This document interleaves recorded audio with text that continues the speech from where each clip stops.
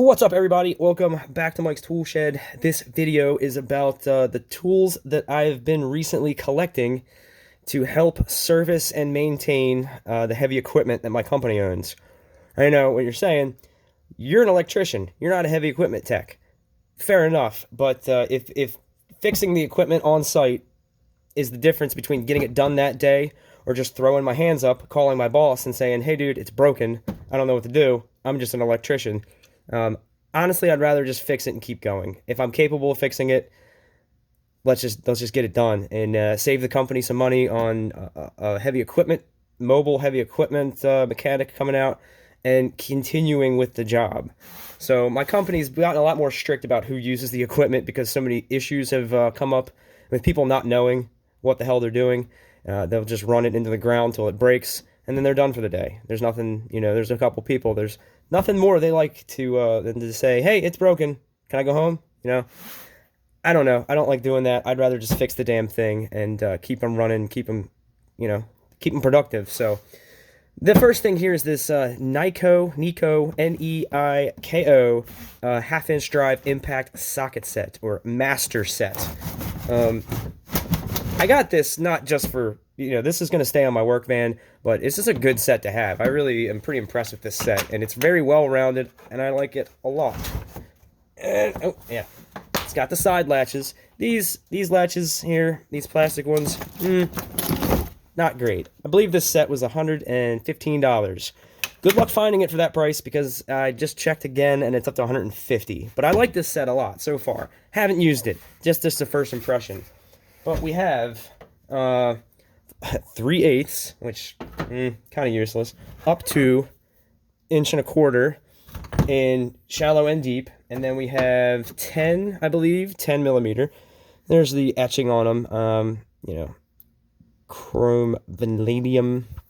I mean, it's kind of unnecessary for it to go down to 10, but they're all there. If you've already got your half-inch drive, whatever out, impact, ratchet, you got your 10 there. Even though this is a fat boy, that thing's fat to accept the half-inch drive, and then it tapers at the end. So this isn't going to fit everywhere, but it's nice that it's all in one set. So it goes 10 up to 24, and I don't believe it skips. No, it looks like, yeah, 19, 18, 17, 16. So 10 to 24, no skips, shallow and deep.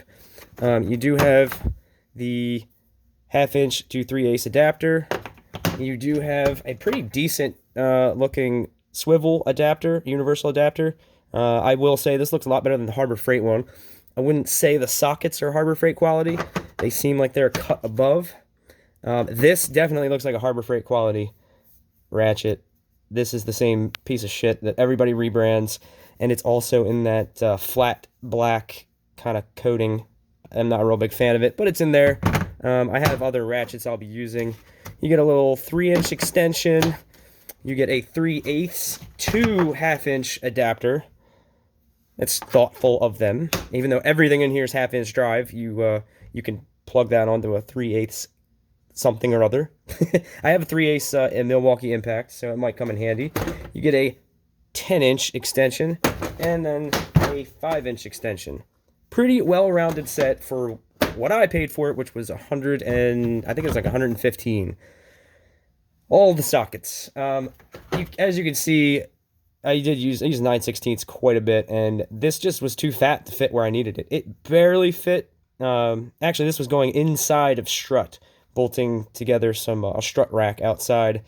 It worked okay. It barely got the job done, but that's what you get when you get a half-inch drive and a smaller size socket. It's going to have to be tapered, and the bottom of it's going to have to be fat, so a pretty good set. So far, so good. Nothing's broken. I haven't really used it a whole lot, so let me just take that with a grain of salt. This is just my first impression of it.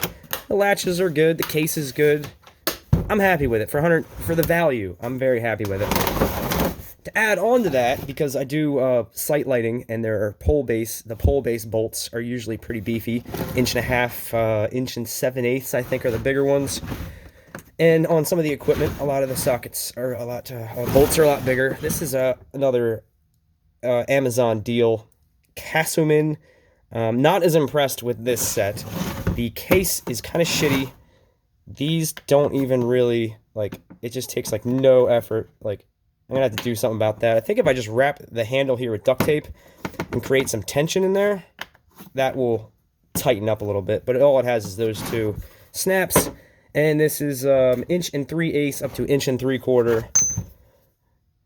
They're not bad. I couldn't find a country of origin on these. It really doesn't say on the label on the case, and it's not stamped anywhere on the sockets themselves. But 1/2 inch drive, that will most likely be getting used with the big boy, the big high torque, first gen high torque impact. So I can zip through some bolting some pole bases down to their foundations, no problem. Or if I have any kind of huge ass nuts on a piece of equipment that I gotta break loose, I think I'm pretty set up. I did read a review under these that said that they had an issue with one of them breaking, and then they weren't really getting good communication with this company to warranty them. I really don't even know what their warranty was, but this is like the cheapest I could find, and that's right in my wheelhouse where I wanted to be with 1.3/8 plus size sockets. Plus, a lot of the socket sets this size were 3/4 drive, and I really don't want to get into that. And 1/2 inch drive, the torque that this thing is going to provide is going to be plenty for the kind of things that I'm going to do. I don't think I'm going to be using this as much on the heavy equipment as, it's going to help with pole bases and stuff like that. Bolting parking lot lights down to the big concrete base. This is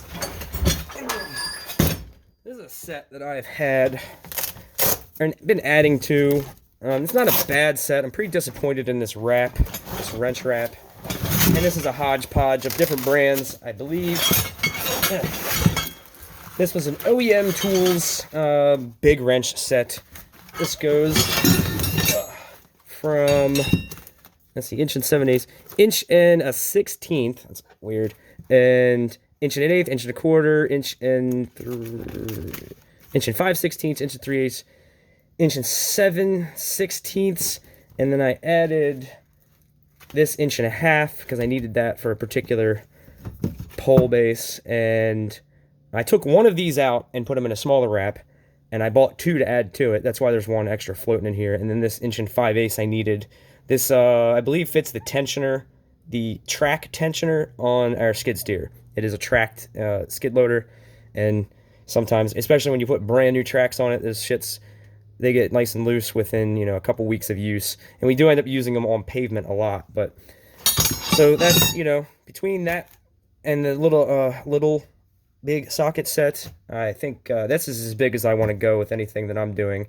Anything bigger than this, you're dealing with anything that you need a bigger than like a 2-inch fastener. That's holding on something heavy as shit. I'm not getting into that. This is like I said, this does the tensioner on the skid loader, and it works. So that's all my big shit. Also, I got this guy. I don't remember if I did a video about this. I think I wanted to use this a little more, but this is the what is this? The compact stubby M12 1/2 inch drive. So far, so good. I think this is a good pair. Oh, those two, I think they make a cute little couple right there. Good to have on the van. What else did I get? Oh, I got these for Christmas a couple years ago. I had asked, my brother-in-law is a mechanic, and I was asking him about some pry bars. And I was in the market for some. And then I bought the snap-on ones. And then he got me these for Christmas. It's a 4-piece set. I think this is like the two middle ones. I think there's one bigger than this and one smaller than this one. They're not all here, but prying things, they're good for prying things for sure.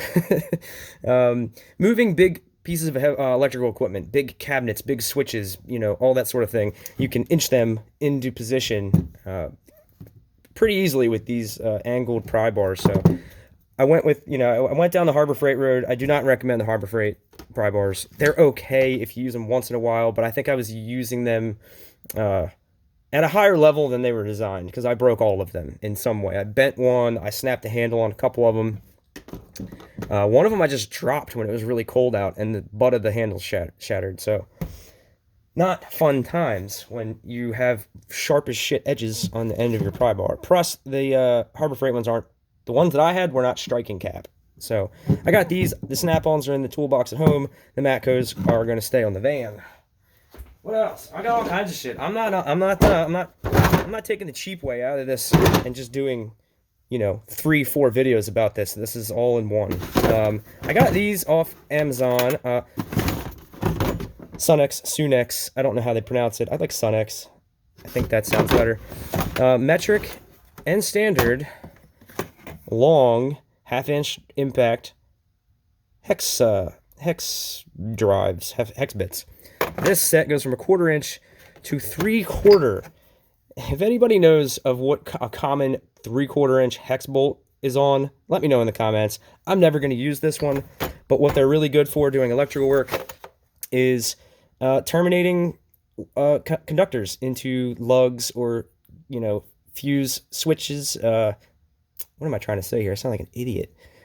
Terminating wires. All of the wire terminations, the bigger ones, are hex head, and I think 9/16 might have been the biggest one I've ever seen for some 750s. But this also goes up to 5/8. What is that? 11/16 and 3/4. I doubt these will ever get used, but they're long and they don't skip any sizes and they go bigger than I need. So there was a little snafu with these, ordering these from Amazon. I ordered the standard set and the box said standard. There was like a cardboard wrap over top of this.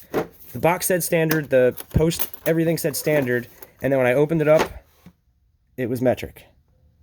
And this goes all the way up to 19. It goes 6, 7, 8, 10, 12, 14, 15, 17, 18, 19. So the inside of the case was right. It's just that it was wrapped in a piece of cardboard that said standard. So I took a gamble. I posted that on in my Instagram, and they reached out to me, and they were like, let us know, get back, call our customer service. We're going to make this right for you. They didn't say, oh, screw you, go back to Amazon, go back to the seller. They were over Instagram. They were trying to work with me to make it right. And I was like, I appreciate it, but I already reordered another standard set. If that one comes wrong, then I'll get a hold of you and just give one away. But the next standard set was labeled standard and everything was standard. But if you know what uses a 3/4 inch hex or a 19 inch or a 19 millimeter hex, let me know, because that's pretty damn big. I don't expect to ever use those sizes. And honestly, the metric is probably just going to go in the home toolbox. But I'm kind of, anal about that. If I got the standard, I want the metric too. Even though I may not get nearly as much use out of the metric, I just have to have the complete set. You know what I'm saying? What else? One last thing. Boom. Okay, that's high. This is the DeWalt 20 volt max grease gun. This thing is the shit. This was actually sent to me by Home Depot during the sponsorship times. I never got around to doing a video about this, but it almost makes greasing a machine fun. It's this, or you're pumping the stupid old style one, where this, it's got a little retainer clip there for the hose. It's got good strain relief here, or, so the hose can't kink up on both ends. You got this cheesy little cap. I'm not real sure about that. It feels pretty shitty, like that's not going to last very long. But the fitment on this nozzle is awesome. You stick it on there and just pull the trigger, let it go. Let it eat. But I love this thing. This makes greasing the machine another huge part of equipment maintenance. Keep it damn thing greased. You keep it greased, it's going to be happy and it's going to last longer. But like I said, I keep the just a 60 volt on here because I think with this 60 volt, which makes it a 20 volt 9 amp hour, I can grease an entire machine down 4, 5, 6 times before this dies. Me being, Milwaukee guy, I keep this and one battery on the van. I work with plenty of DeWalt guys. I could borrow a battery from them if I had to, but decided to hold on to the 60 volt just for the grease gun. And this thing, it feels, honestly, I've used the Milwaukee one, and this one feels heavier duty. This is one of the times where I feel like DeWalt's got a better product than Milwaukee. I will give it to them on this. It does. It's got a better, thicker hose. It runs at a higher PSI, and I think it just works. It works good. It has a nice little sitting feature there. It even comes with a shoulder strap. That's what this little bracket here is for.